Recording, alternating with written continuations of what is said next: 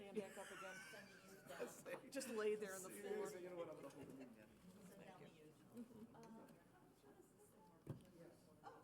Just push the button.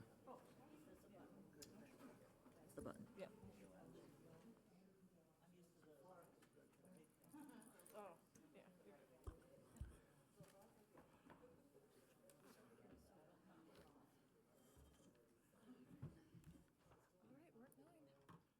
yeah. Okay, it's 9 o'clock, so I think we'll start today's meeting. Joyce, if you start with a roll call, please. Dave Talley, Here. Tammy McDonald, Alyssa Devon, Here. Michael Dixon, Mark Bymaster, Kathleen Weigel, Leandre Camel. We have quorum. Great. And then we'll go with introductions, and Mr. Chairman, Frank, if you could start out, please. Frank Barbieri, School Board. Anna Patricia Morales, Deputy General Counsel. Nancy Samuels, Budget. Alyssa Dobbin, Audit Committee. Susie Kay, Inspector General's Office. Randy Laws, IG's Office. Dave Talley, Audit Committee. Teresa Michael, Inspector General. Carrie High, Counsel for Inspector General. Joyce Edison, Inspector General. Christina Daniels, Inspector General's Office. Morgan Fagan, Office of Inspector General. Michael Dixon, Audit Committee. Leandre Camel, Audit Committee. Mark Bymaster, Audit Committee. Chantel Knowles, RSM. Okay, back in the back. Shane Sertro, Transportation Director. Right. Gordon Longhofer, CTA President. Diane Wyatt, Director of Safe Schools. David Dolan, Chief of Facilities Management. Okay. Oh, you get to introduce yourself too, young man. More School Police. Okay, nice to have you. Okay, first on the agenda is to approve the agenda, so if you'll take a second and look at it, and if you approve, I'll accept a motion to approve. I'll motion to accept. Leandre, second. Second? Any questions? All in favor? Aye. All opposed? Passes 5-0. Next, take a minute and look at the minutes of the September 15th meeting, and after you've had a chance to review that, I would accept a motion to approve.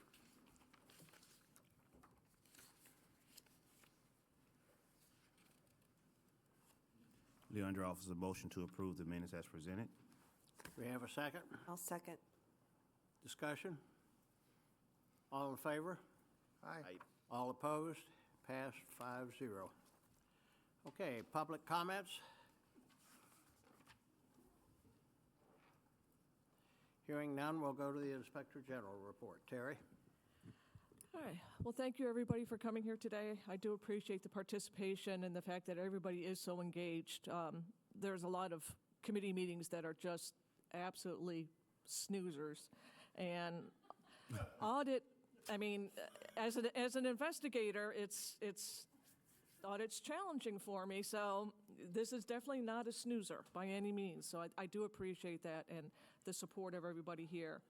I know. Instead of making an update, what I'd like to do is have the chairman, Mr. Barbieri, make a few comments. He recently toured the Marjorie Stoneman Douglas building where that horrific incident or murder took place. And watching those, the Marjorie Stoneman Douglas Commission meetings, studying those, I watched them all the way back, talked with the FDLE investigator who did the investigation. I knew somebody who was actually on staff there that was part of the security team. And also in studying Uvalde was one of the reasons why we started the inspection program, was to provide some more oversight and reassurance and ability to constantly remind people so that we do not have that tragedy happen in our school district. And one of the things that we did when we were training the staff was I had them watch a video that was taken by one of the students in the classroom as the shooting was going on. and that student was underneath a desk and was visibly shaking, and you could hear the gunshots getting closer. And I just could not imagine, even after being in the military and being an MP and carrying a weapon, being put in that position, especially as a child. That's just unbelievable. So I'd like the chairman, if he could, to speak a little bit about that and the impact, and also how the district is working towards making sure this doesn't happen here. Okay, I'll give it my best shot. So I was invited to go down there to view the school by both the superintendent Licata and Max Schachter, whose son was killed. And Mr. Schachter's been involved heavily. I'm sure you've seen his name. So we went down on Saturday with the idea, I had no idea what I was going to see other than I was wanting to see if there was anything we could do in our schools that could have prevented some of the stuff that happened in that school. That's the only reason I went, and as I said at the board meeting, I wish I would not have gone. I haven't slept a full night since. So we met a assistant state attorney there that he said, I'm going to take you through the whole thing, exactly how it happened. So we started at the door, and he said, this is where he walked in. He went into this stairwell, and this is where he was getting his gun out when the other kid came down the steps, and he said to him, you better get out of here. Things are not going to be good. The kid jetted out that door. And then we started going down the hallway, and, you know, the way he killed these kids was he broke out the windows in the doors. He never opened the door because they were locked. So a lot of the kids were able to hide in the hard corner. So he couldn't see them, so he couldn't kill them. The ones that he could see, he killed them. So, you know, so we started, you know, I saw Max Schachter's classroom where his son was. His son was sitting at his desk. I guess he took several bullet holes to the head because when he fell over, now this school hasn't been cleaned. It's still, they warned us ahead of time. There's DNA everywhere. Don't lean against the walls. Watch where you walk. He fell over onto the floor, and there was, I swear it was part of his brains were there because everything was, it was this thick with DNA, and blood was like, I can't even tell you how much blood was in this school. I mean, so we look in that room, we walk in, and he tells us who was sitting. That was Max Schachter's son, and this was, we walk into another room, and he said, those two girls that were in that corner, he told me their names. He said, those girls thought they were far enough away from the door that he wouldn't be able to shoot them, but they were in plain sight, so he killed them in that corner. And you could see the bullet holes, and the whole floor was blood encrusted. It was horrible, you know. So we went through each classroom seeing this. Every classroom, he broke out the window. He never opened a door because they were locked. Now, he could have reached inside because after the window was broken, he probably could have reached it because their windows were much bigger than ours, which is one of the things we saw, and I told the superintendent, we need to do something with our windows and those doors. I know they were put in there for purposes of administrators seeing what's happening with teaching in the classroom, but maybe those windows should be this big, you know. We should board them up so that a shooter can't get his gun in there and shoot through the glass and break out the glass and then reach down and open the door, because at that school, if he wouldn't have been in a hurry, he could probably reached in and open, but he didn't. And it's a good thing, because if he would have walked into the classroom and all those, you know, 20 kids are hiding in the corner, he could have killed them all with just spraying with bullets, but he didn't do that. So I saw that, and that was, you know, that was one thing. But you know, we went to the second floor. He didn't kill anybody on the second floor. Killed lots of kids on the first floor in the classrooms. Got to the third floor, and it was a bloody hallway. I mean, because this is where the kids all got killed in the hallway. And he showed us where, you know, Miss Pollock, the young lady, was, you know, she had dragged herself across the hall after she was shot on this side. She dragged herself across. There was blood across the hall. He came up to her and two other kids that were in the inset where the doors are, and he killed all of them. He just shot them point blank and killed them all. And the whole place was full of blood. And another kid on the third floor got shot in the ankle when he was on this side of the hallway. His foot was almost off, according to the, you know, and he dragged himself into the corner, tried to get out of the corner into the stairwell, and Cruz came up to him and shot him point blank and killed him while he, you know, like he could see him walking towards him, and he killed him in that corner. So before I went into that meeting, the IG gave me an update, because I always check with her, and she found 3 doors open at one of our schools, propped open. I get it that sometimes doors are not locked, but this school, in our district, every week they find propped open doors.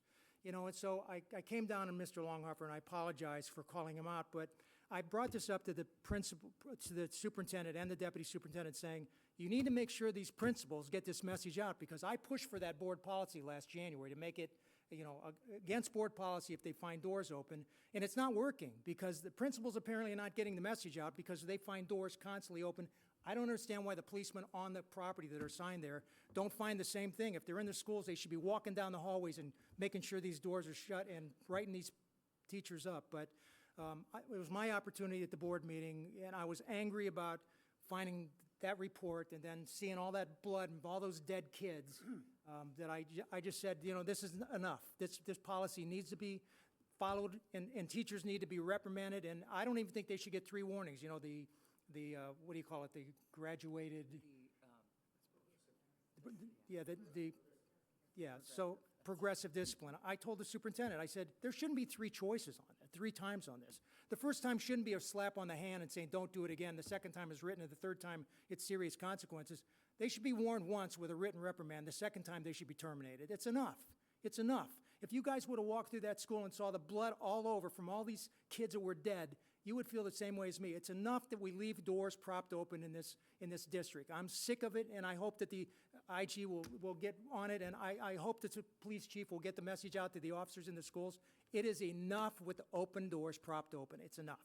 So anyway, that's what I saw, and I couldn't say all that on television the other night because I didn't know who was watching, and it was just horrific. I haven't slept since Saturday. I wish I never would have went because I picture Max Schachter said, "Here's a picture of my son. I saw him before we went in. He looked like my grandson." So it was horrible, horrible. I was a policeman for almost 14 years. Saw lots of dead people, lots of fatalities and accidents. I've never ever seen anything like the carnage in that school. And we have open doors in our classrooms. It just boggles my mind. But anyway, thank you for giving me the opportunity. Thank you, Frank. Okay, Terry. All right, that's it for the IG update. We'll take it to the next. Okay, the next area is audit reports, and the first is a special review of Lake Worth High School's band program. Susie? Good morning, everyone. This was a review that was brought to us by the principal of the school. She requested that we come and look at the money collection procedures for the high school band. She had concerns when we spoke with her because the original, on the fee collections, there was a large amount of unpaid fair share fees that had been posted to obligations, and there was very little money posted to the internal accounts. So we looked at money collection procedures specifically for band, and also we only looked just for the 1-year period up through June 5th. We were there before the end of the school year. So the conclusions from this review, first thing that we did make note of was there was some fundraising activities that we felt violated our school board policy 2.16 in that they were door-to-door solicitations. Students were going to local businesses near the high school and dropping off flyers. They were also in their neighborhoods.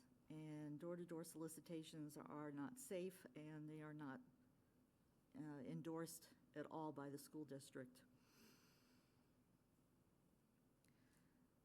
Then we were also looking, so like I said, originally, there was very little money that was deposited into the internal funds.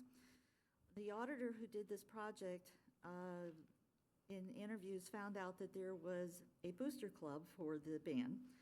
So the Lake Worth High School Band Boosters, Inc. was incorporated in 2018. It's a 501c3.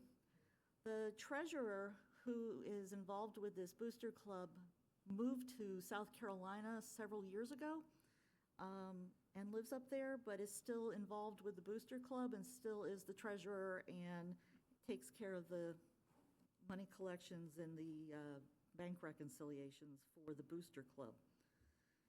Some of the program money was deposited into the booster club's bank account, and that turned out, basically, if they collected cash, they would deposit it into the booster club.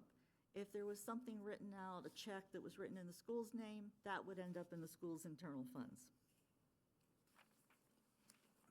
There was a total of 138 students is what we were able to identify as part of the band program. And one of the things thank you.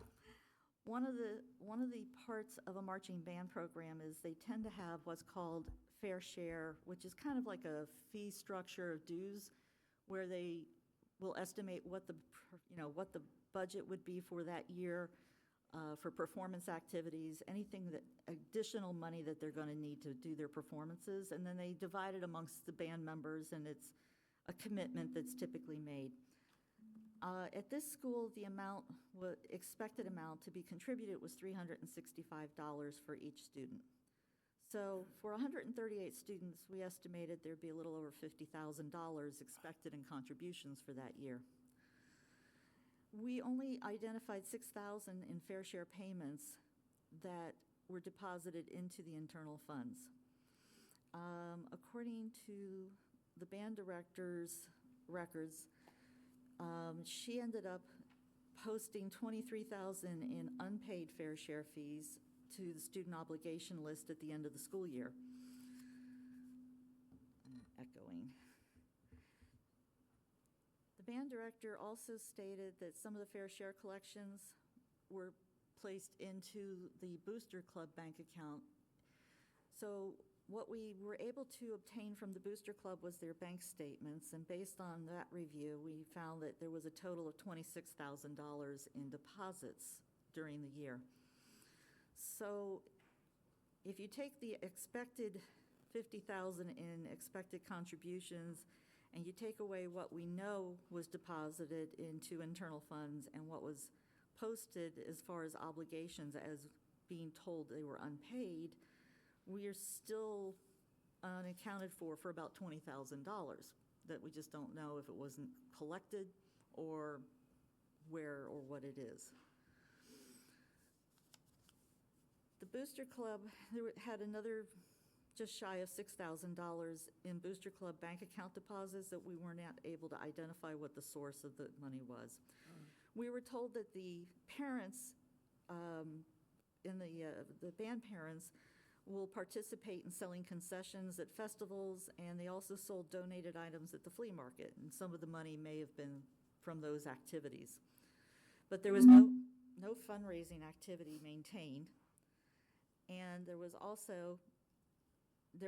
no revenues for fundraising deposited into the internal funds. The donation forms, solicitation of donation forms were created with the Booster Club's address on it. Those were the items that the students were passing out at local businesses, and the form directs the donations to go directly to the Booster Club, which I think had that South Carolina address on it. As we talked about before, fair share is typically based upon a predetermined annual budget of what the expected expenses would be for the program. In this program, there was no program budget that was created for the calculation. I don't remember exactly if this was a number that had been in the past or just one that seemed reasonable. So we've recommended that they need to be using, budgeting from year to year and calculate it based on something, not just a number. Other non-compliances with money collection procedures. The band director did complete all the required trainings for fiscal year '23. However, collections were not properly documented. The documentation was incomplete. There was missing dates on MCRs, and with the missing dates, we were unable to determine if collections were timely deposited by staff. I guess this is not working. Okay. We also, non-compliances, okay, and then to continue, they also use non-district receipts for collecting fair shares. They kind of created their own, I think at the back of the report there was a picture of one. They created their own receipt for collecting money. And then students would receive this non-district receipt when they did pay. There was commingling of the financials into one internal funds account. If there was any fundraising done or anything that was collected that wasn't part of Fair Shares, they posted everything into the single account. There was no decimalized or sub-accounts created for each activity. And then, in addition, we also looked at field trip documentation, and it was missing any of the estimated costs and funding sources.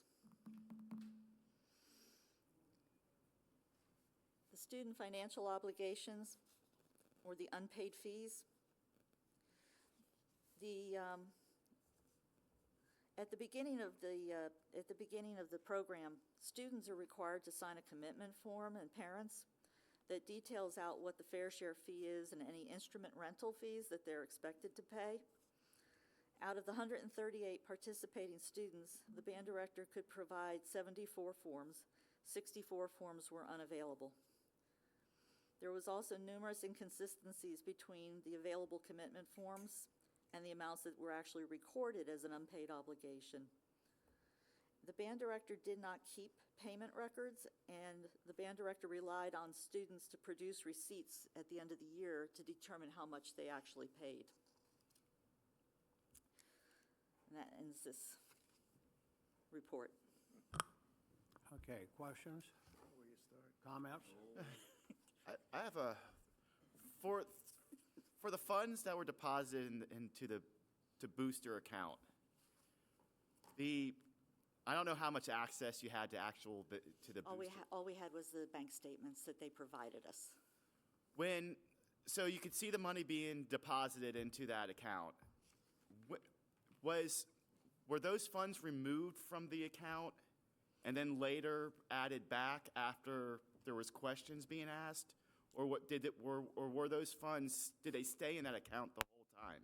I don't have an answer for you for that. I'd have to go back and look at the statement. Because it's starting to seem like, and we'll see this in the next report, that Try this one. that it's starting to become, people are using these funds, diverting them, and then once questions are being asked, the funds are being put back. And I'm wondering if this is the case here also, and what we should be doing about this to maybe the consequences for these things happening, even if the funds are found again, should be greater to kind of stop this from happening in the future. Yeah, actually, this is what we can find based on the bank statements. And then we did find that some of the payments actually paid to support the school's activities. Mm-hmm. But like we said in the report, we are not sure how much more might have been diverted to the Booster Club. The only thing we can see is based on the bank statements. And also the Booster Club only give us the bank statement without any supporting documents to support all the collections. Where did they come from, and so on and so forth. Yeah, but what I'm getting at, there's a difference between if the funds were deposited and then you can kind of track that they were actually still used for school activities, and yes, it's a violation and they're diverting funds for the wrong uses, but then there's a difference if the funds are deposited, they come out of the account, you don't know what they're used for, and then all of a sudden when there's questions being asked, the funds are put back.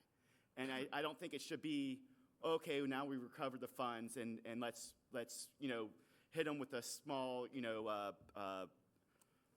disciplinary action because we did get the funds back. I think if that's the case, then there's worse things happening than you really think are. I didn't know.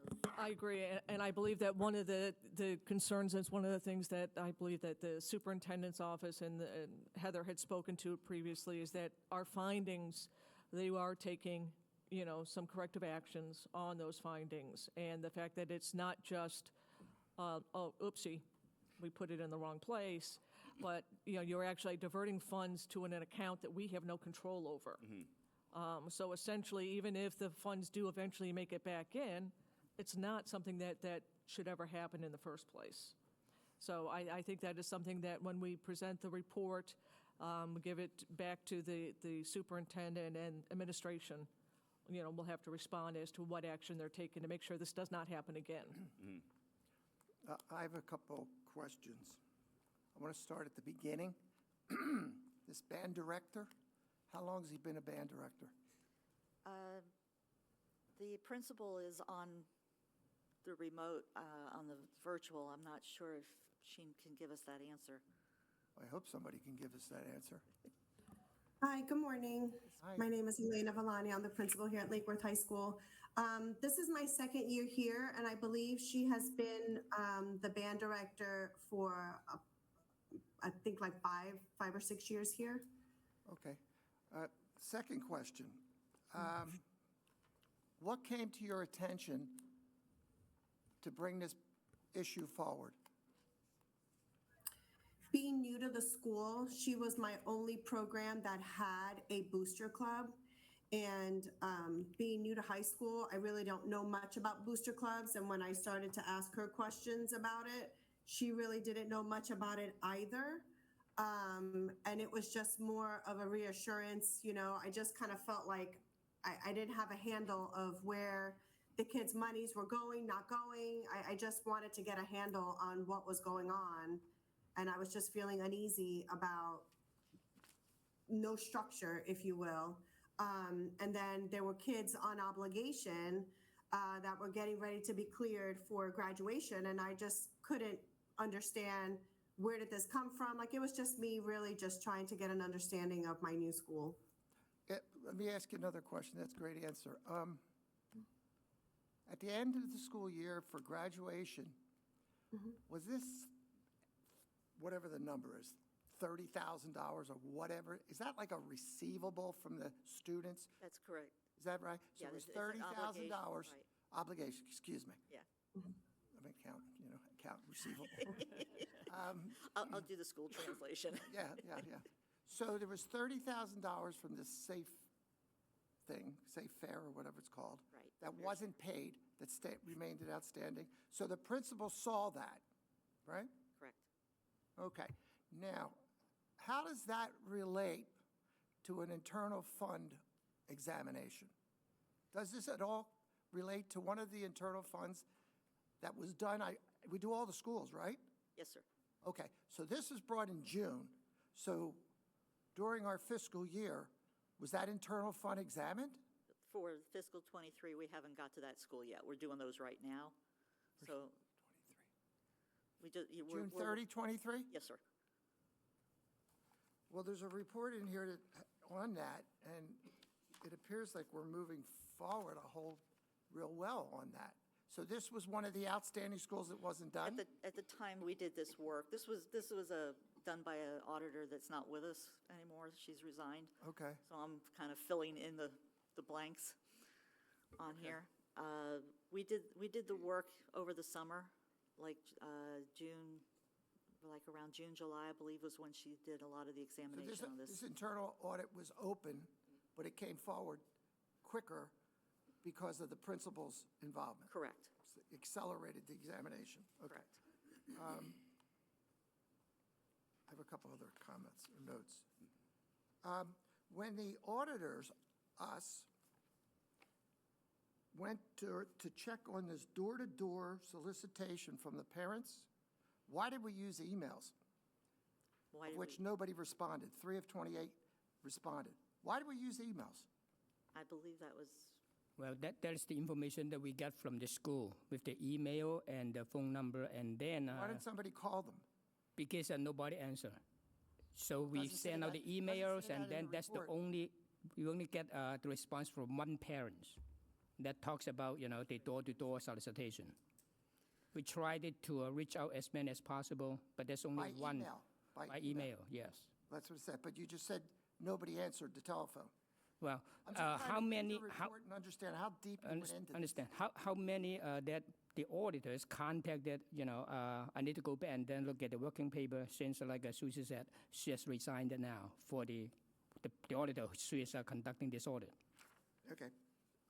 We do try to reach out to parents. Sometimes we'll do by phone, sometimes we'll do by email. I'm just reading your report. I that's all. understand, I understand, and I understand where you see the disconnect on it. One more comment. In our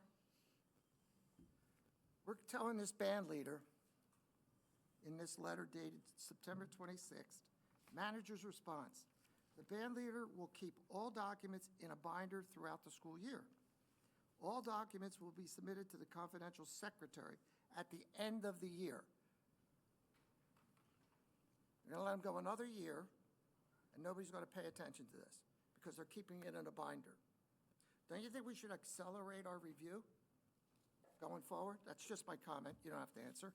The second part is, in the disciplinary action for this person, it says in the letter from Heather, sorry, Heather's not here, in her, due to the nature of special review, the school principal issued a written disciplinary action which will be part of a band director's personnel record in HR for 1 year. Why 1 year? Why shouldn't it stay in there?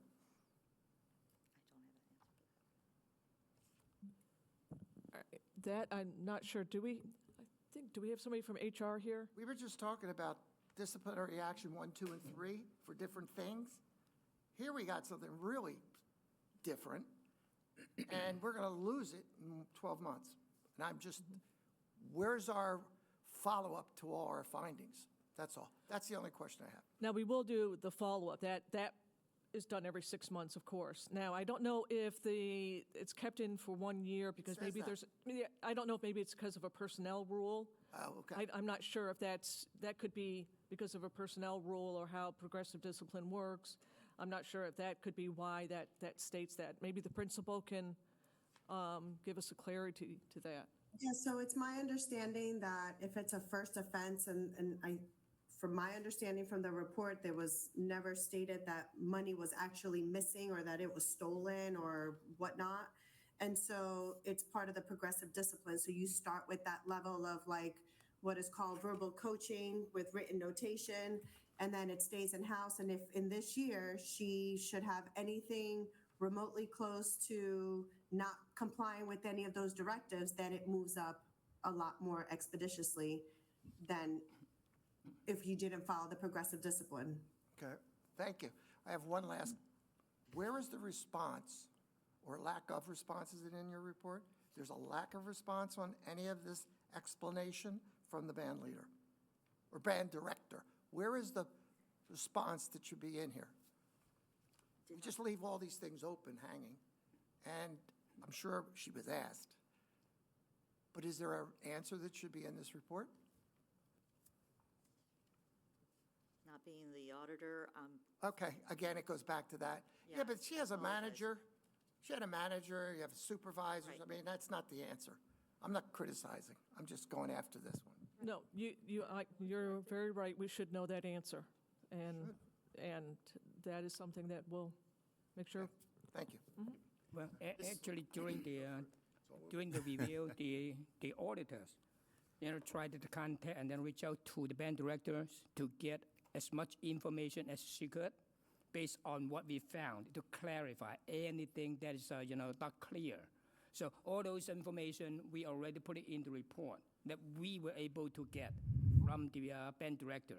I didn't see it in here. I don't. Well, maybe I because missed it. Maybe I missed it. Yeah, we just blended into that. Like for instance, how did the band director separate the monies between the foundation or the booster and the internal funds? We mentioned in there is based on the band director's response that usually cash will be go to the foundation, and then the checks will be deposited into internal funds. This is the information that we get from the band director.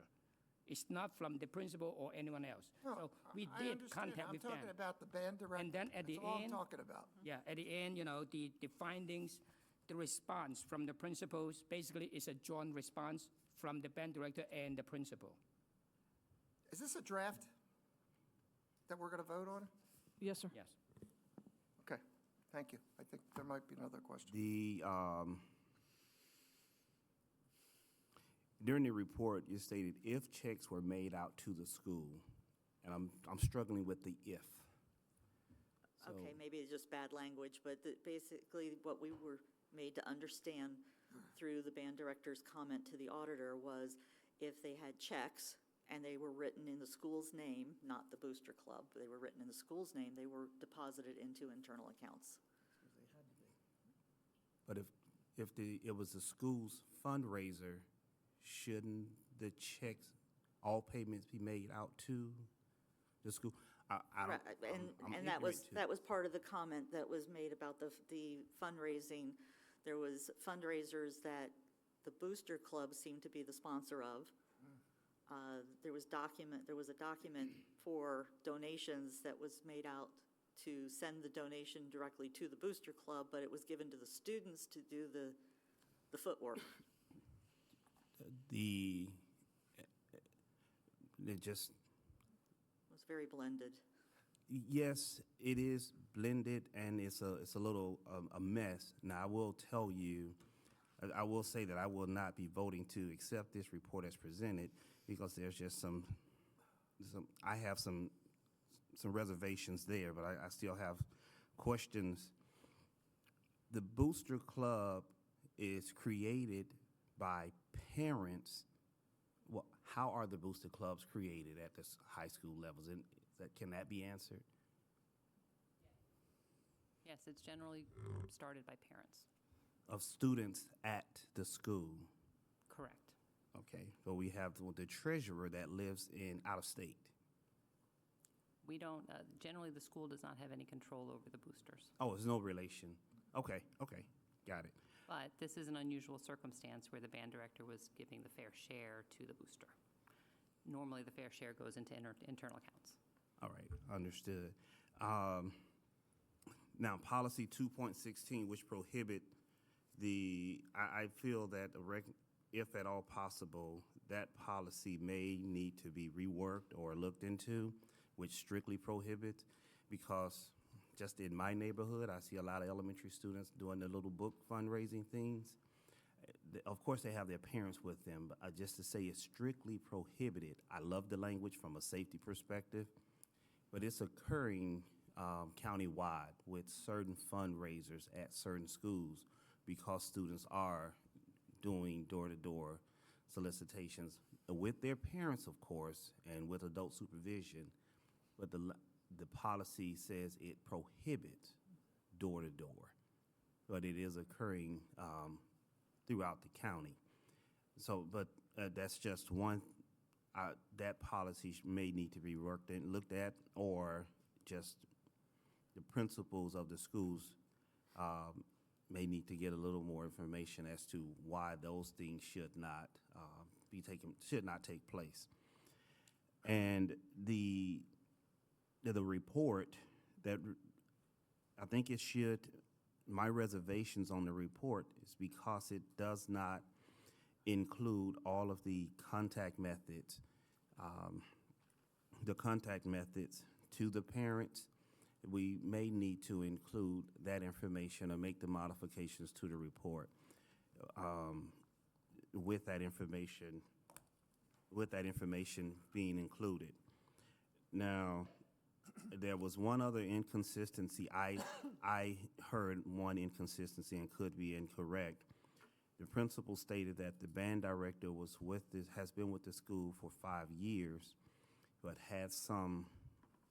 was unaware of the Booster Club and its inner workings. Now, that is what I heard, and I could, again, be wrong. Is that the case?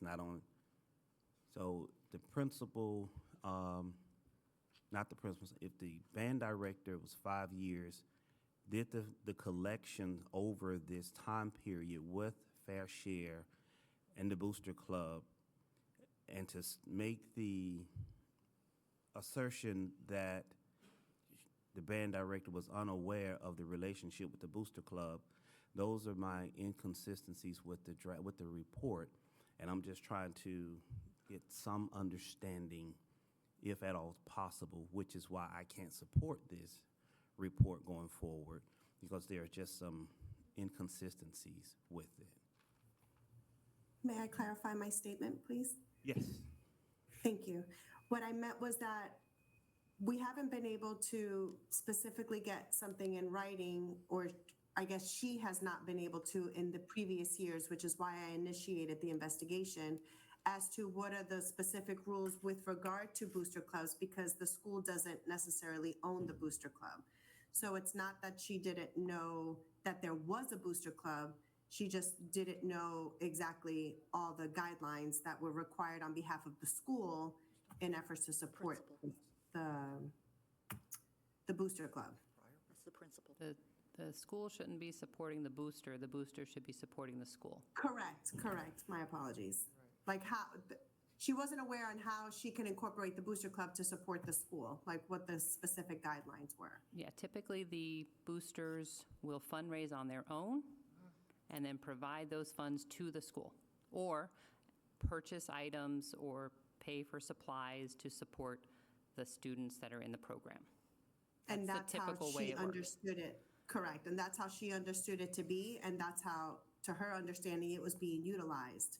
So her understanding was that that was their sole role, but the confusion came when the whole fair share of putting money into the fair share with Booster Club, when that's not really a fundraiser. So that's where it got muddy. Right, the fair share should go into internal accounts. Correct. Yeah, I mean, that's what I It gather. sounds like that's how you're moving forward. I know that you've changed a lot of things on Yes, I have set very campus. strong expectations with regard to that. And ignorance is not an excuse. And so I made it very clear that any fair share, if we're requiring the parents to pay that, that goes into our account. Fundraising is totally different. So now the school band does not necessarily do any fundraising. It's all done through the Booster Club. So there's a distinct separation as of right now. I was going to say, that's kind of how I'm reading this, is essentially there's two issues. One is the band director was depositing funds not into the school account, but rather into a booster account. And then secondly, the Booster Club overreached by getting the students involved in fundraising for the booster when they shouldn't have. And the band director, I guess, Correct. Everybody didn't was help trying to stop play nice that, in didn't the say, hey, sandbox. wait a minute, that's not what you're allowed to do, because I guess maybe lack of training on part of even understanding, I don't know where that, but those are, to me, it seems like the two big. Correct. And that's how I was feeling about it as well. Okay, are there any other questions? Yeah, this is what I'm worried about, is we're kind of treating this when funds, there's a difference between funds going into, that are supposed to go into an internal fund, and then they get, they divert and they go into another internal fund, and that, that's an issue. But we're having funds going into an internal fund, and that we're supposed to go into an internal fund, going to something outside the scope of the school. And what we're doing is, okay, look, we ask some questions. Oh, the money was found. Okay, and it's fine. We'll do some training, and then we move on from this. I believe the second that the funds get diverted into something outside of the scope, they should be treated as stolen funds, and that's how it should be. That's how it should be acted upon and investigated on, as these funds were stolen. And because maybe they were, and then they ask questions, or when questions are asked, and then they go, okay, so we found the money, we'll put the money back and everything will be okay. But they might have been stolen. And if I may, would the committee like this to be converted into an investigation? It's two different approaches, two different skill sets. One is sworn statements and more on, if that is kind of what I'm picking up, we can do that. If I may, before we go into the investigation component, could we extend this beyond the 2 years? Do the time period where the principal wasn't the principal when they were under an old administration, add that additional time period to it? Because it seems like there's an overlap. Band director was 5 years. Within that 5-year time period, principal was 2 years within that time period. So there may be and she was unaware. So let's clear the principal and the band director and look at an additional year under the old administration, and now we have some clarity as to what was taking place at the school before we take it into that next step of an investigation. Wouldn't it be easy just to look back at the prior internal fund reviews? We don't look necessarily at a band program in this detail in our internal accounts because we're sampling transactions. $50,000? That was an estimation based on what they said they were 350 a supposed to student, pay. 350. Yeah, but wouldn't that come up in the internal funds? Whatever the school's doing, Right. whether they have basketball or bands or gymnastics or all these different programs, how do you do the internal funds? In 2 'Cause- days. Pardon me? In 2 days. No, that's not what I meant, time-wise. I mean, what actually is focused on? The sampling that is done, because there are so many different areas, there is some fundraising that they will look at if We they're, do. they see some anomalies. There's also leasing that they look at. There's quite a bit of different areas. This one may not have, although this does appear to be, it's 50,000 is a lot of money. And compared to what some of the other fundraising it may not have reached that level. But we can definitely do the scope and take the scope back and look at it. Yeah, I was gonna say, I kind of even agree maybe a little bit with Mark and maybe even with a lead towards maybe investigation because I don't even like the response where there's like, oh, there was no evidence of missing money. Well, no, there was missing money. It just, they happened to send it back. So part of me thinks, okay, if maybe there's 20,000 this year, how many, to Michael's point, the years before this principal came and said, hey, something seems off and contacted, like, this could be 20,000 a year. I mean, for who knows? Well, I just feel like it gives a precedence that, like, if we divert this money and say it is really, they're really stealing the money for personal use or something like that, if they ever ask questions, all we have to do is put the money back and then everything's going to be okay. And I feel like that's kind of what people might start thinking if it's not kind of looked at as well, maybe they did divert this money for malice. Hopefully not. Hopefully it was just we just didn't really know. We put in the booster, and the booster was using the money for the school. But just because the money was found doesn't necessarily mean it wasn't stolen. I agree. Can I comment on something? We're going to look at your work plan this year. You have the department has almost 20% of its time in hours allocated to internal funds. That's more than 2 days per school. You answered 2 days. I'm not attacking you. I'm sorry. I just don't understand the answer. We average 2 days, 2 to 3 days at a school to do the audit, and the hours include review, compilation at the end, prep time for the auditor going into the school. It's a bucket of hours. Yeah, I know, like Yeah, 40 hours right. of school, 40 hours of school. So, but no, if we're with Maybe more should be in the field than in the back office.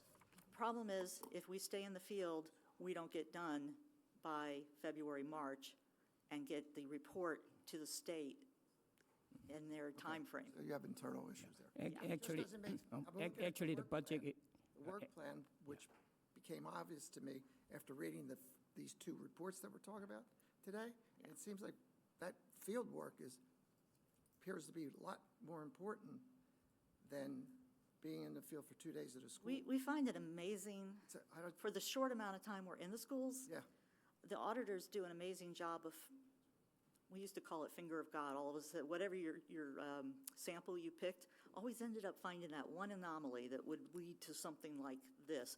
If we find a situation at a school that causes us to raise eyebrows, it gets a separate review, like this one.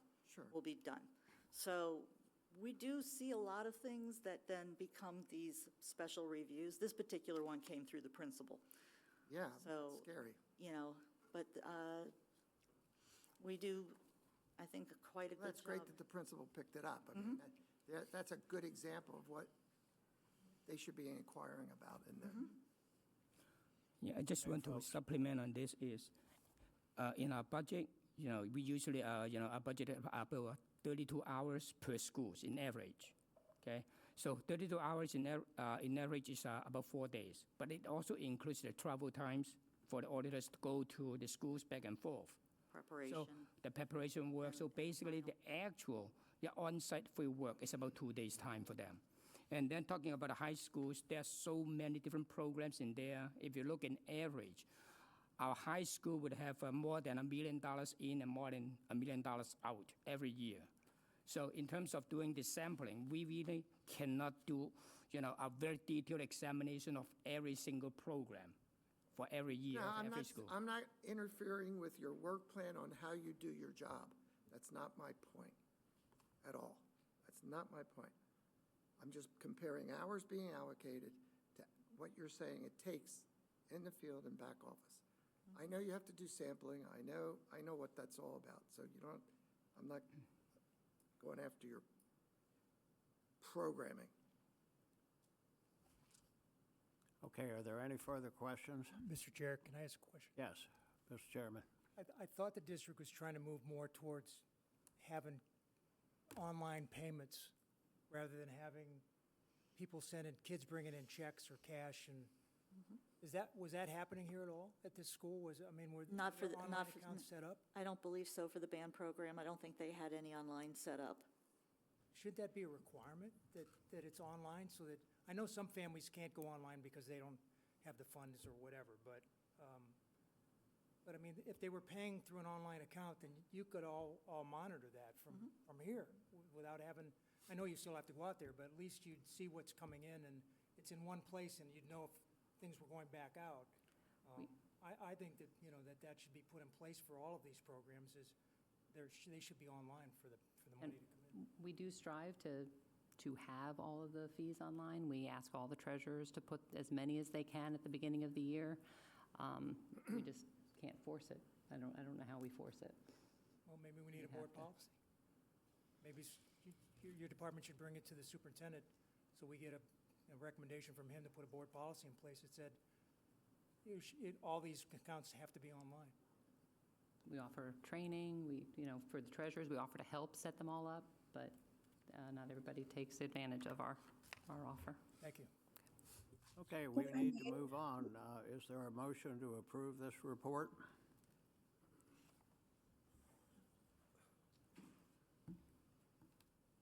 I'd like to clarify what the committee would like to see when we bring this report back.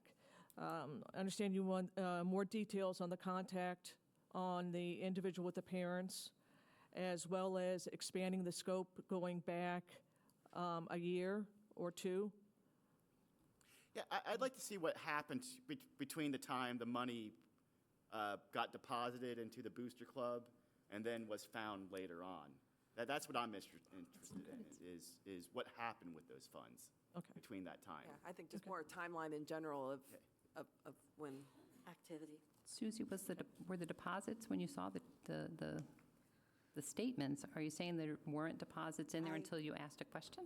I didn't, no, I didn't look at those deposit statements. The other auditor looked at them, so I'm going to have to go back and review it. I don't know for sure that's the Yeah, way it is. I know what he's asking, and I don't think that happened, but I can't Yeah, say I yes mean, or no. what you want to see is them deposited and Right. just sat there. Yeah. And then, Well, not and then when necessarily- people asked And that may be exactly what happened, but Yeah. I can't sit here and definitively tell you that's what happened, because Yeah, I didn't put my or they eyes can on they it. can show that it was used For the school. school. Right. You know, I mean, it's unfair to the band students that the money's used for something outside of band, obviously. Well, hopefully it's used for the band. Yeah, I mean, Yeah, that's the yeah, purpose of yeah. it. Giving them uniforms, Yeah, helping them so with travel, hopefully there was doing no the things malice or right. anything here, and it was just what they weren't complying with how with the school's rules, but there could have been malice Yeah, here. you We can't just don't tell know. by how Yeah. the report is. Like, more information to help answer that question, Yeah. I think would be helpful. If I may, as part of the conversations that we were having with the band director,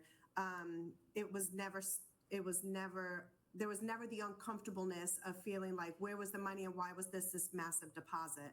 On the contrary, it almost seemed as though the Booster Club paid for a lot of things, uniforms, trips, and trailers to get instruments transported from here to there. The concern was not that money was missing. The concern was more that protocol wasn't being followed. So it was, I never, in any of those conversations, it was never felt as if there was, all this money now suddenly appeared, or that money wasn't, money was being misused. That was part of the conversation. Now, of course, you guys will do your investigation, but, which is why I wanted to reach out to ensure that, but that was never the feeling that was gotten or the takeaway in any of the conversations. Okay, motion to approve has failed. Wonder if someone would like to make a motion to direct staff to do some of the things that you all mentioned and Terry did, and we proceed from there. I'll do a motion to follow up on this report, to kind of see the flow of the funds and to answer some of the questions the Audit Committee has asked today. Okay, there's a motion on the floor. Is there a I'll second it. Okay, any discussion? Yeah, I want to add something. I want to add a comment that as a result of this, we should focus on this example, not necessarily for specifics of this, but maybe use that in planning going forward with these internal audits. Maybe change your procedures a little bit and focus, because I'm sure this is for basketball, football, gymnastics. They all probably have Not all. these things. Just so you know, there aren't that many booster clubs. I think this is, A lot of them have been closed and brought back into right, the schools. I believe. Okay, well, I don't know. It's not, I don't think there's like probably 5 booster clubs for Lake Worth High. This happens to be one, and I don't think it's widespread as you might think. Well, that's probably then the point, then wouldn't this be scoped as a higher risk area when you got to Lake Worth, because there aren't that many of them, so maybe it should get scoped into the internal fund as part of your sampling, that it's a higher risk area. Yeah, I think one of the issues is that because the booster club is not supposed to be an active part of it, and when you're looking through everything, you may not see any indication that there is even a booster club taking place, because it's Why not don't we a sanctioned. put that in your question when you go in Yeah. there? We could do that. Actually, have booster there's a survey that each school turns in at year end, and they post at the bottom of the survey any external organizations like booster clubs. And we see that, and we do see We that. keep track of that? We do. It's in the. You wouldn't it's in our happen to know working how many there are.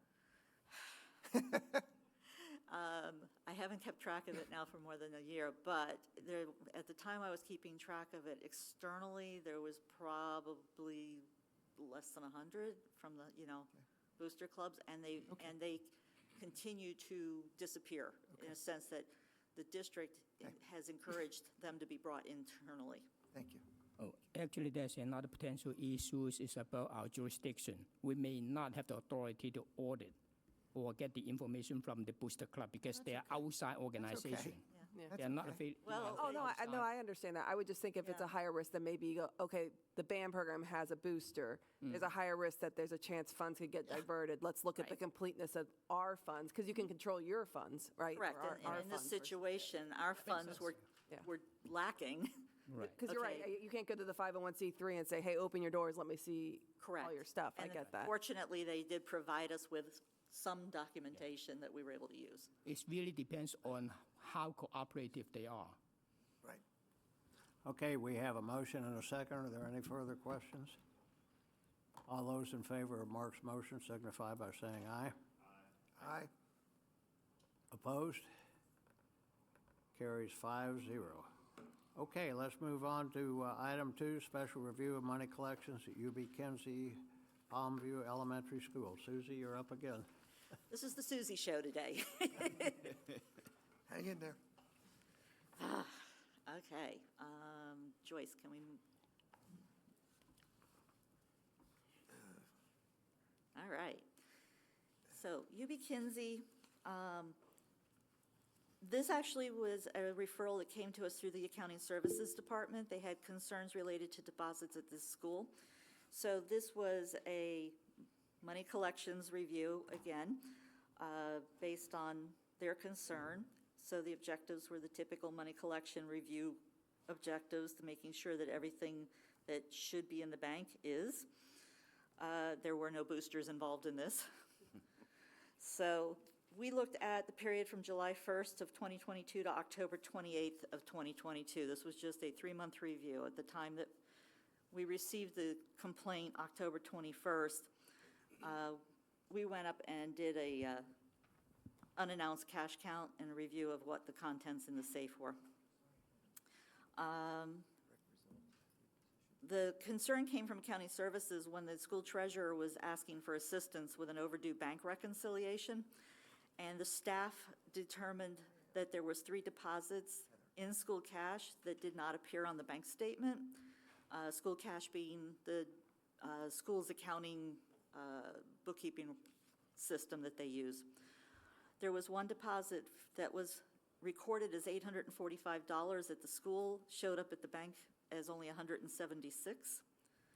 And then there was another 5 deposits that were processed between October 3rd and October 13th that appeared for $15,000 on the school's records, but they did not appear in the bank records until after October 21st. So state rule is that any collections that come into a school should be processed and into a bank deposit within 5 days of that, working days of that collection. And we consider that as long as it has been processed into school cash and prepared for a deposit pickup by the courier, that's our 5-day threshold not that it's in the bank in 5 days, but that it's been processed in 5 days. So we looked at 100% of the deposits in that 3-4 month window, and based on the drop safe log and school cash, we noticed that the school treasurer was regularly removing the collections from the safe and making entries into school cash and preparing deposits for courier pickup. As far as the paperwork, that's exactly what it looked like. But we also determined there was 9 deposits that were not given to the courier on the next pickup day. So let's say she prepared a deposit October 2nd, the courier is coming October 3rd. But she didn't give that October 2nd deposit to the courier until, say, 2 weeks, 3 weeks later. So instead, they were held on campus up to as much as 32 days. We had between 4 and 32. And the documentation for the deposits didn't offer any explanation for the delays. The $845 collection we looked at was a specific one that was from August 31st, and the treasurer, that was the day the treasurer recorded on the drop safe log that they removed it from the safe. Didn't give it to the courier until September 9th, and what arrived at the bank was only $150 in checks and $26 in cash, $176, as opposed to the full $845. According to the school treasurer, when they removed the bag from the safe, she said, to give to the courier, she says it got torn. And then on October 24th is when we showed up on campus and we did an unannounced site visit to look inside the safe contents. When we got there, and I'll say me because I was the one that did it, when I got there, what I found was a plastic bag, Ziploc, that had $557 in cash and no documentation, no explanation as to what it was. School treasurer told me that's the leftover cash from the torn bag.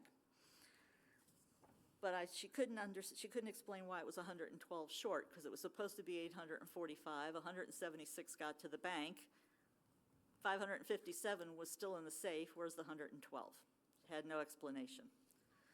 So after that particular visit, we went and we looked at the bank records, and subsequent to the visit, we found that 557 showed up at the bank on October 26th, and $112 showed up at the bank on October 28th. So those were the missing pieces. Don't know where they came from. So because of the inconsistencies, we did refer this to school police. Between back and forth with school police and our investigations unit interviewed the staff, it ended up that the administrative assistant had admitted to borrowing the money and then to use it for her personal use, and the school treasurer admitted to covering it up by manipulating the accounting records. At this point in time, it has been referred to the state attorney's office, and it's still an open investigation. I have one question. How was the 112 delivered to the bank? Was it done by the courier? By courier. Okay. I think I'd like to point out that Heather's office shared with us about a year and a half ago. They created this position, which that position is why this particular issue came to light. So in general, I think that's a positive, one more level of review that the district has established, which notwithstanding that what's in here, the fact that that review, that was a position that was just started right after the pandemic, I think, or right before it, so I think that's a good check on top of the IG's office to have in place, so that this report is like, it's sad that it happened, but another internal fund issue. Well, yeah, because was it my our take. last meeting or the one before? We had the similar story. So I mean, this isn't like a new report for us, really. It's just a different school name. Like I said, as Yeah. I mean, it really, Cool. it is. Right. It's just a different school name for an issue that we had on the, like a meeting or two ago. Like I said, if we see things in the internal funds audit, we'll go back Yeah. and look at it in more detail, where we can go 100% and review it. But we do have a good working relationship with accounting, which has turned into a really good relationship because these Yeah. things are being brought to us. Yeah, that's why. Where does this report then, or audit stand? Right now, it's an School open, police or state attorney's office? or state what's- attorney. What's the status? yeah, it's an open investigation. It's just an open investigation, and we can't comment on it publicly. Okay. Did this cause an expansion to look at more? I guess you probably can't even contact to know if you went. That's for that school. Yeah, but I guess it's probably. Yeah, it's not something that we should really comment in a Yeah. public forum. I think what would be helpful for me going forward with these reports is maybe talk about the person involved, give us a little insight, like they've been in the position 6 months, they've been in the position 10 years. It would be easier to understand if there could have been a problem way before, and that maybe sends us back to find out that this person really isn't right for this job, which is what happened here. I think they moved this person to another position, which is non-cash handling thing, which is probably the right thing to do. So that would help me, because I had to ask the question on the last report, the tenure of the principal, the tenure of the band director. I mean, you get these facts up front when we get these to review. It makes it a lot easier to understand. We can add that information. Could you add that going forward? Sure. That would be very helpful. Thank you. What's the timeline on this cashless process countywide? Is there, because we've had multiple conversations about it, so how close are we to getting there or getting started? The system's in place. Nancy's office, it's totally in place. The school cash online, it's just a matter of each individual school has the autonomy whether or not they're going to put charges, into the system, make it available through an online payment. Some schools embrace, Nancy. Some schools embrace it, and they have 90-something% of their I know collections through cash online, and then we have others that do not. I know the new school that opened, Blue Lake Blue Lake, Elementary. we tried to go cash-free, You're right. cashless. Yeah, that school was opened as a pilot now as a cashless school. So is this a political issue? Well, I don't think we can say no cash, no checks, mainly because every parent may not have the opportunity to be able to pay online. So we can't eliminate it entirely. Well, could we do what Mr. Barberi suggested we do, is get it into the right levels, have them do whatever they have to do to say this is what we're going to do going forward, and then go back out to your principals? We would need that to come from the top and leadership push it down. Sure. Well, as far as the audit committee, that will be our recommendation to the IG to bring that up at the next school board meeting. But the audit committee and Inspector General's office is recommending, and recommending to, as strong as we could, encourage all schools to utilize school cash online with the understanding that some parents may still need to write a check and bring cash in, but the option is not there anymore that you're not utilizing it. The option is you're utilizing it while also accepting cash and or checks.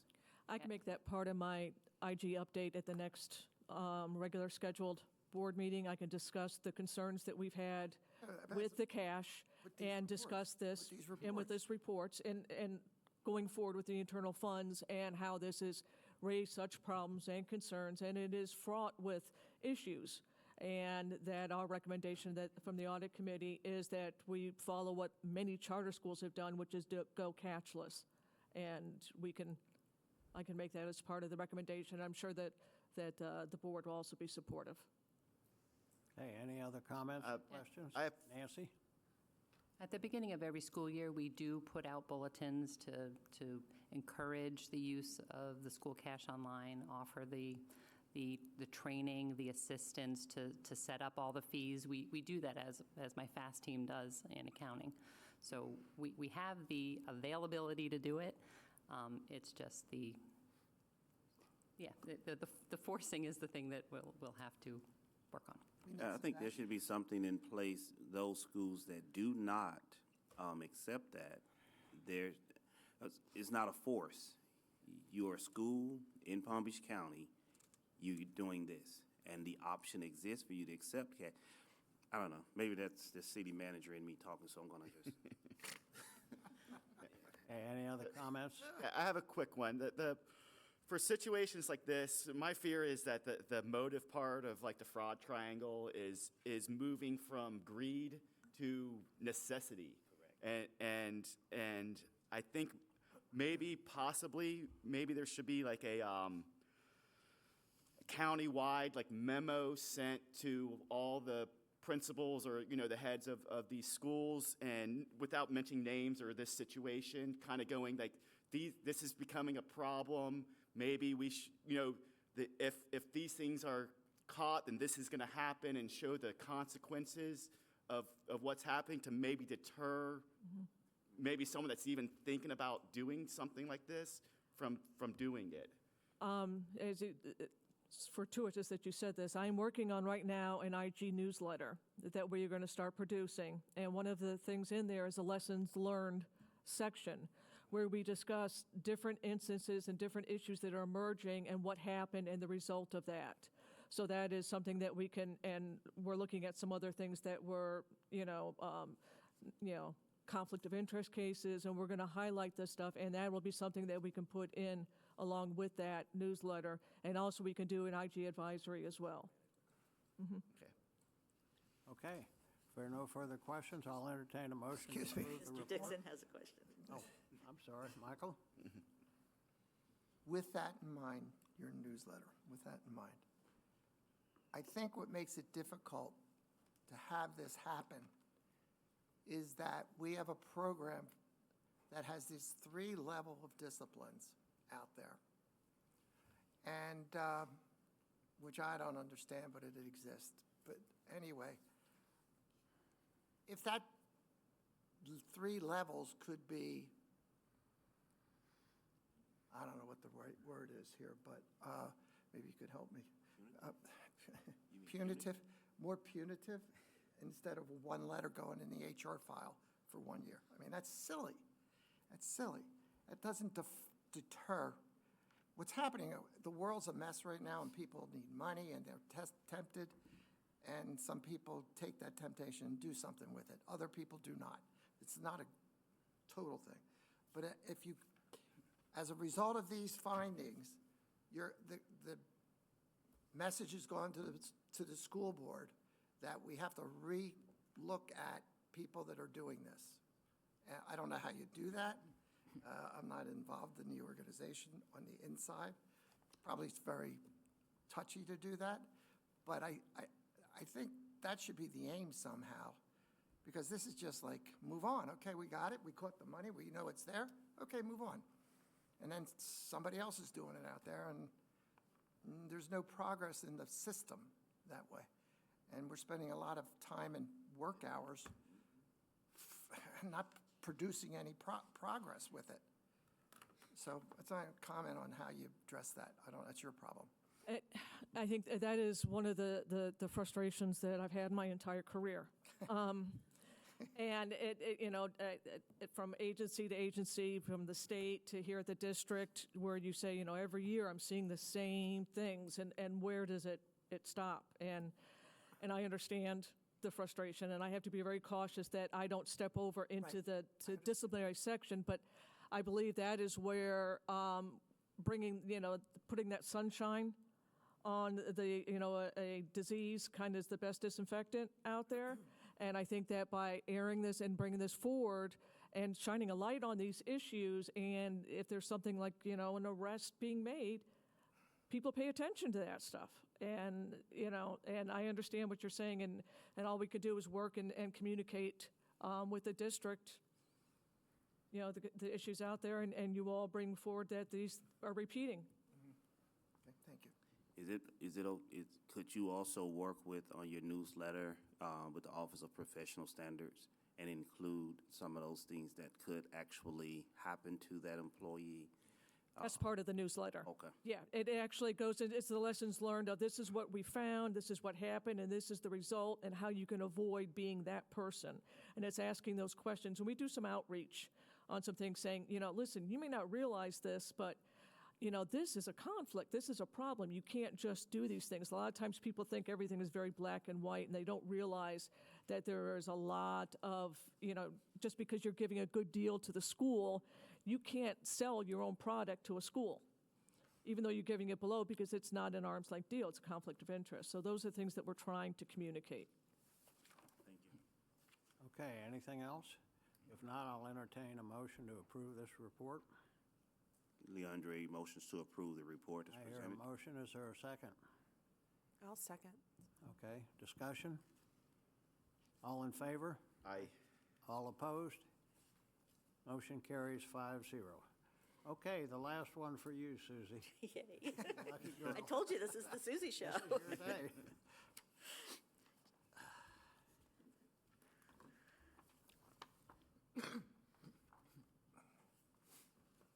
Uh-oh.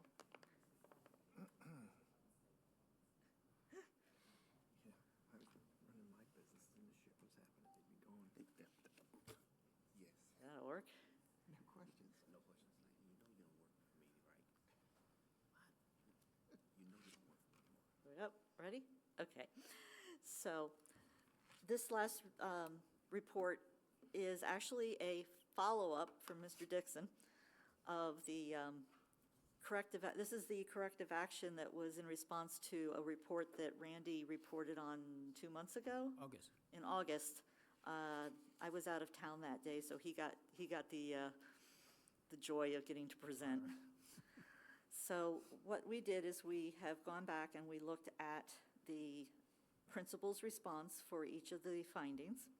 And then what we also did is, I was just out at the school, did the internal funds account, and while I was there, double-checked to see what the status was of those particular corrective actions. So so all of these are referencing back to report 2023-07. So this was that special review that had been done out at that school. So I'm going to make this simple. For the 4 findings, pretty much the principal's response was the same for each, in that the status was that she instructed the school treasurer to register and attend several virtual training sessions, and listed out the specific ones that she wanted her to take. And the status of the corrective action is these are the trainings that the school treasurer has attended and completed. So for each of the different conditions, I looked for the first one on cash being without supporting documentation. So I was out there on October 6th. As of October 6th, there's only been 2 deposits this year for that school. It's a very small school with very little money. There's been no cash collected. It was all checks, and the deposits were correctly documented. Related to delay in processing for deposits, again, only 2 deposits, and they were properly processed. For number 3, the noncompliance with drop safe log guidelines. Last year, at the end of last year, the drop safe log custodian went out on leave of absence. So they have a new one, and since the current document custodian has received her training, there have been no collections. So I can't really give you an update on that one. And the overall non-compliances with the money collection procedures, again, only 2 deposits, and there's only been 1 check written also for the whole year. And of those deposits, there's been no cash has been collected, and all the deposits were correctly documented and timely deposited. Okay, questions, comments? If not, I'll entertain a motion to approve the report. So Leandre, I motion to approve the report, there a but if second? we could, excuse me. I Is there did a have just second? one No, we can motion to have a approve and then discussion. We the need to discussion. second it first. Do I have a second? I'll second. Okay, discussion, Leandre? There was a specific audit done during a certain time period. So you're looking at certain deposits. I know you're saying that there was only 1 check and 1 thing now, so. Right. This was a follow-up to this prior audit. Correct, and there's a possibility that what was, during that time period, what we were auditing or collecting, it was a fundraiser at the school at the time. That fundraiser happened annually. And it may show up again. It may show up again right. during that time period. What we were doing was trying to verify that we're verifying that the corrective actions that the principal said she would put in place have been put in place. And to the best of what I could observe and look through the records that exist as of now, those corrective actions are in place. Okay, we just want to make sure that the corrective actions are Still taking working. place and going forward. I think we should. I'm not trying to do anything related to personnel. I'm struggling right there in this. But at the same time, I think I don't want to just keep going on certain schools or certain investigations or certain areas, but I have strong issues with misappropriating public dollars. So and I think employees that needs to be understood. And from this committee, having to look at $845, $30,000, $50,000 every month with all of our schools, it's something, they need to know we're here and that we're not just coming and doing a sample. We're coming back. You're doing it, we're coming back. And it's going to come back to your committee. Yes, the IG is going to make that recommendation to the superintendent during the board meetings. But audit committee inspections and investigations and reviews, we're not going anywhere. Right. So All 3 principals are online. They all were notified that all of these reports would be discussed, and they're all at your disposal. Oh, I just want Yeah. us to know, I'm just stating that it's going to, we may will be back. continue. Yes. Right. And I believe that once something, when you're doing the risk and you're looking at issues, if you've had a finding before, that naturally is going to continue. You're going to pay attention, especially into that school with that area. You know what I mean? And that is part of, when you're looking at the risk. Or same thing with like the boosters. If we see that there's a booster club there, then there was a problem that there could be an issue where funds are being commingled, diverted, or whatever. And I think what you're saying is that we need to make sure that in our risk assessments going forward, we're paying special note to that school or that area, we need to make sure that they're staying on track. And that Correct. people know we're going to be looking at that. Correct. And that was going to be something else I was going to add. I apologize, Art. Just a procedural review of all functioning boosters. So I can do that during my comments, but you made the comment early. We just need to look into all of those things, just to make sure that all of these procedures are within the schools are functioning properly. There are no procedures related to boosters Well, within our district. There are none. no procedures? No. So I can just create a booster and say I'm going to. And I was informed by one of the lawyers years ago that that's exactly what could happen. I believe because it is not, it's not part of our organization, it's an outside organization, kind of like a PTA, you know, they can form it, and we don't have any control or jurisdiction over it.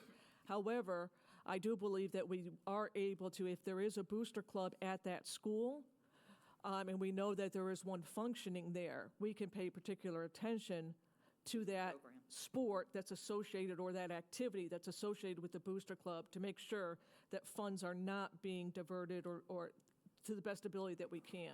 I think that that would raise it on a risk. But we're accepting, the school is accepting something of monetary value from that booster.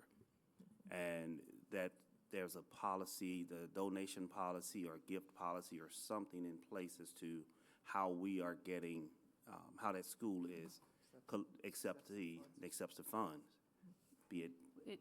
The boosters don't always give funds. No, that's what Sometimes they will give, you know. anything of monetary value, our services. Well, I did confirm we have approximately 70 boosters, so it is down from the 100 that Okay. Susie had thought of a little while ago. Too far off. So I don't know if we can, we do have a donations policy. If you're going to give $10,000 to a school, there is it should go to the board and to the superintendent, but I can't guarantee that that is what the boosters are doing. Okay, I didn't want to go back to an item, but that was just going to be one of my recommendations, and I do thank you for the 70, for that number. Any further discussion? We have a motion and a second on the floor. One comment. Yes, Mark. I was wondering, I don't know if we have the resources or time, but I feel like it'd be a good idea of maybe if there's like a memo sent out to each school stating that, you know, these are some of the problems that's been going on with these internal funds, just so everyone knows, and even if people had training before, to just offer anyone involved in this that they can be, there's retraining or this is available if you want it. Not mandatory, but if anyone wants to go through that. There is annual training that is mandatory. Okay. If you are going to handle cash, if you are going to do certain functions in the school, there is mandatory training. Okay, all right. That the principals should be, you know, making sure that their staff is doing. All right. And we could do an IG advisory that goes out as a memo to all of the principals, you know, discussing the concerns related to booster clubs, cash, intermingling of funds, you know, and accepting donations and diverting. We can definitely do that. Yeah, because you probably have places where there's nothing really going on there, but maybe there's slight inconsistencies, and someone might just want to go over it a little bit or pay more attention to it. And also, it's also one of our other steps when we are doing the school audit. We will reveal the training records for those fundraising sponsors, whether they took the required training or not during the year. Because like Nancy said, it's mandatory for every year. Before they start any fundraisers, they have to complete the training first. Okay, we have a motion and a second. All in favor of the motion signify by saying aye. Aye. Opposed? Passes 5-0. Okay, next, the fiscal year 2024 annual work plan. Randy. Is it Teresa wants to go over it because it's a multiple areas or just? You got it. Well, whatever. Go ahead, Rand. Yeah. This is the annual work plan that we proposed for this fiscal year. And the budget is based on the July 1st staffing. But right now we have a sort of at least 3 staff because we lost 3 experienced auditors. 2 from retirement, and 1 just resigned, and then she rehired by her former employer. So basically, when you look at all the proposed projects on page 2, you can see a summary. We proposed to do a total of 8 performance audits, plus another 2 is ongoing. Like the data analytics is a continuous audit to look at all the data when we pull the data, and then we do the analysis and to identify any potential risk areas to do further additional review. And then number 10, we are almost done with the risk assessment, and then we are going to present it to this audit committee sometime next month or the following month. One of the program, like we mentioned, discussed it today about potential booster club or fair share, especially fair share for a band. If you look at item number 5 that we proposed it for the athletic programs, for most athletic programs and other related programs, they do have the fair shares collections. So this will be one of the areas we will pay more attention as to whether there's any standardized procedures in establishing or to collect fair shares. How do we allocate and then to set the fair share amount and so forth. So this will look into more details district-wide. But of course, we may not be able to do all athletic programs. We will select some, high schools with bigger athletic programs to look at them. In addition to athletic program, if there's any other programs that they may collect fair shares, it might also be included as part of the audit scope too. The item number 1 is about the internal funds audit, which is mandated by the state rule, and then we must do all the school audits and then complete it before the end of this current fiscal years. So that's mandated by the state law. And right now we are in the process of doing it.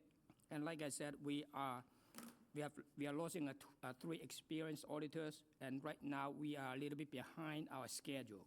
But we will try to catch up the program. And also we have already advertised the audit positions and tried to recruit new staff to work on it. I just want to get the inputs and your comments as to all the proposed projects on this plan, and see if you have any comment, suggestions, or any areas that the audit committee would like us to include in this year's work plan. I have a comment. And this is not in any way to interfere with the planning, but just my observation.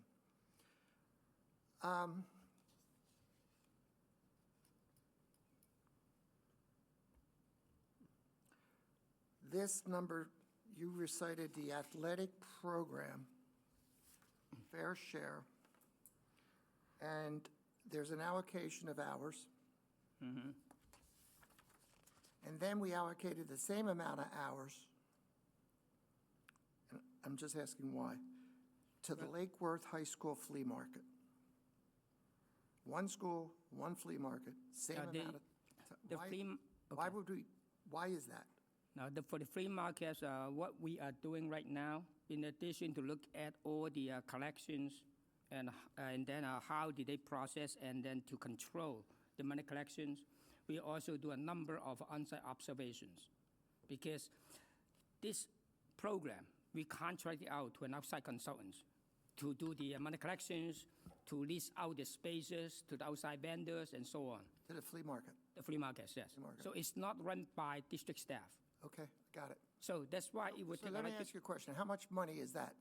About $250,000 a year. $250,000, that's pretty Yes. substantial, okay. I didn't know how much that was. Thank you for that. Relative to this plan, when we get our next page here, the update on the internal funds through right now, work completed 40, I'm jumping around, but it's kind of related to your plan. Could you report on those plans, like in 5 minutes? No, not today, going forward, just to, well, we did 40 of them, and guess what? They were all great. Or they were, 5 were, we look at a problem, we're looking into it, but 35 were good. Could we get some kind of update other than the numbers that you're doing? Because two of these items that we talked about in today kind of related to internal funds. So they're kind of related here. So we need more input on that. And my last part is there any way you could tweak this and stick more money up into that 6,000 hours, more hours in there, and give us more juice up there? Because I think we need more juice up there. I don't know where you find it, maybe you can, but if I was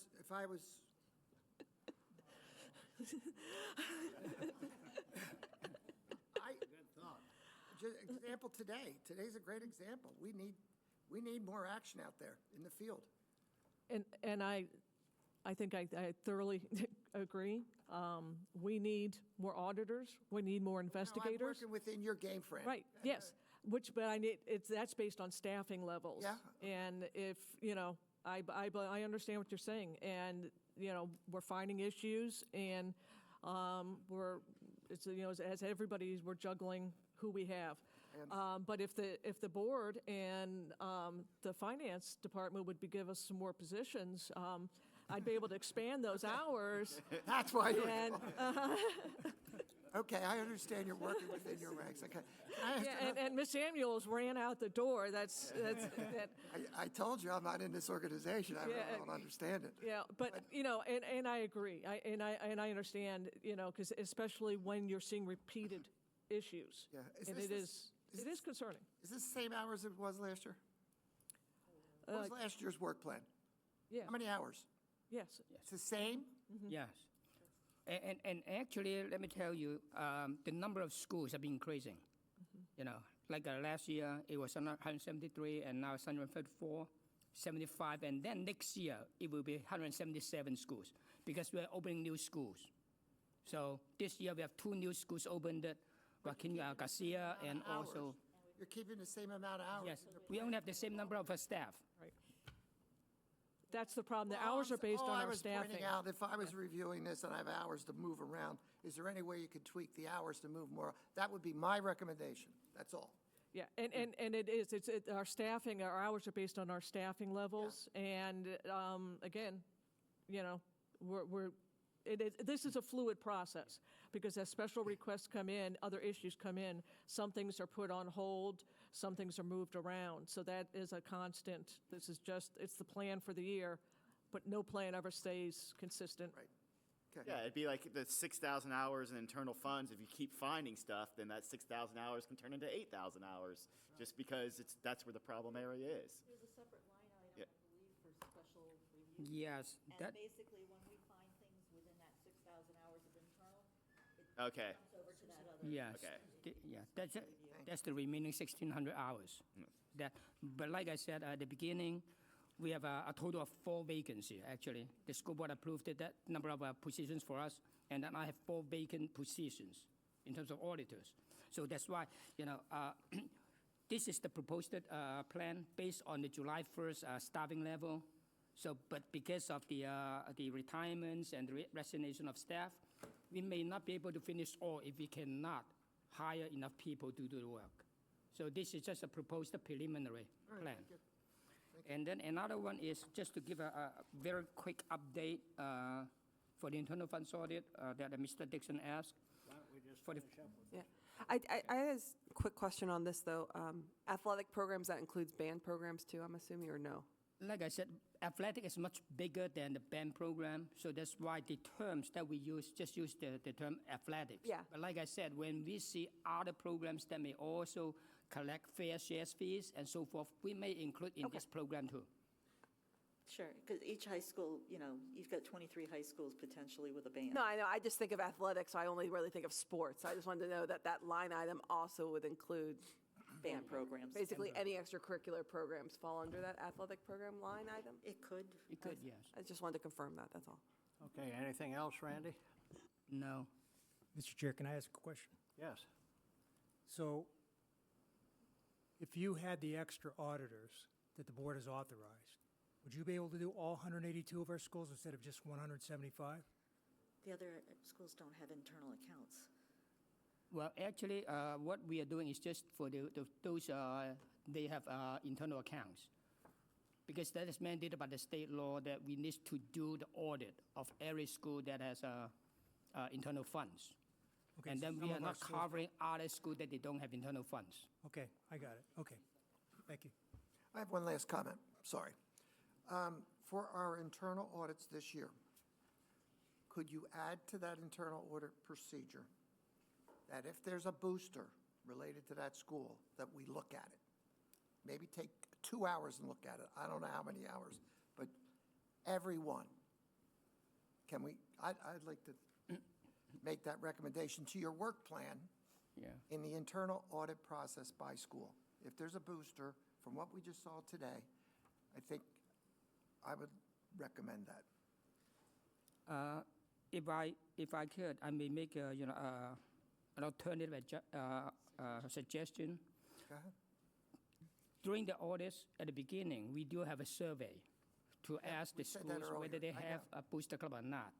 We collect the information, but to expedite the internal funds audit process and then to meet the deadline, I would prefer to do the regular audit first, and then after we are done with all the school audits field work, we will go back and then to select all those booster clubs to take a look into it. Why not look at them while you're there? Because, that it's the timing issue. No, I'm saying rework the procedure of that particular audit to include a small piece of maybe asking a couple questions about what the boosters did. That's all. We can do it, yeah. I know you can. I'm suggesting. We will do it. We'll do it. Thank you. Thank you. Okay, are there any other questions, comments? Randy? Can I ask another question, Mr. Chair? Yes, Frank. When you have your auditors go out to the schools, are you getting any pushback when you try and go down the hallways to look for doors? You get any pushback from the schools, the administration, about you inspecting the? That's your investigators. No, from my understanding, when the auditors are, they do note anything if there's a problem, but not getting any arguments or anybody is preventing us from doing that. We're not getting any that anybody's made aware. that I Nobody's have told no- me anything. No. So they're cooperating with our inspections and on-site, and investigators too, when they're out at a school. Matter of fact, they might even just add the inspection at that moment when they're doing interviews. So they are taking that as well. Okay, thank you. Okay. Any And other Mr. Chair, questions? one more, and then, does this current work plan also include, is there a space in the work plan or any hours, include some of the things that we recommended today to continue going forward? Yeah, all of our follow-ups, and then this is adjusting with special requests, we have that in there, and we will take some things on and off and adjust, so we will adopt what the committee has recommended, and we'll adjust it for final. All right. Mr. Chair, I recommend approval of the work plan 2023, 2024 is presented. Okay, we have a motion. Is there a second? I'll second. Discussion? All in favor? Aye. Aye. All opposed? Passes 5-0. Okay, Randy, now you could go ahead and just touch base on the internal funds audit. Yeah, this status is up to last Friday. We finished the field work for 40 schools, and then I have already issued about 35 draft reports to the schools, and about 8 schools, they didn't have any material findings, so we just issue a no findings, letters to schools. For those, some of the schools that they may have really minor issues that we verbally communicated with the schools. This is about 8 schools of the 35 that we issued. For the remaining 20-something schools, most of the findings are almost identical as what we found last year. Nothing unusual, exceptional, that raised to a level that requires additional, more in-depth review for the moment. They're mostly compliance things that you Yes. normally see. It's like a lack of purchase orders for high dollar values of purchases, like the money collector reports not properly filled out with the required information. And then sometimes they may not deposit the money in a timely manner, maybe only a few days late. Those are the things. And then fundraisings, they did not complete the required documents to reconcile the estimated revenues to the actual collections. So those are the major findings that we identified so far. Okay. Next, we'll go on to the compliance and quality assurance. These are just FYI reports that you can review at your leisure. And are there any general comments from the committee members? If not, I want to thank you all. I know this has been a long meeting, but I think we accomplished a lot, and it's thanks to your all's input. Susie, again, you did a great job. It was your day. I had to keep up with Mr. Dixon over there. Okay. if there's Actually, no can I further just make a quick comment, just to Sure. circle back from the very first? I just wanted to comment back on, Frank, what you spoke about earlier. I'm glad you went. I know you said you wish you didn't, but I'm hoping that what you saw and what you experienced will help make some real change here. So I just wanted to thank you for, I guess, doing that. Okay, if there are no further comments, I'll entertain a motion to adjourn. I'll make a motion to adjourn. Is there a second? Second. All in favor? Passed 5-0. Thank you all for your time.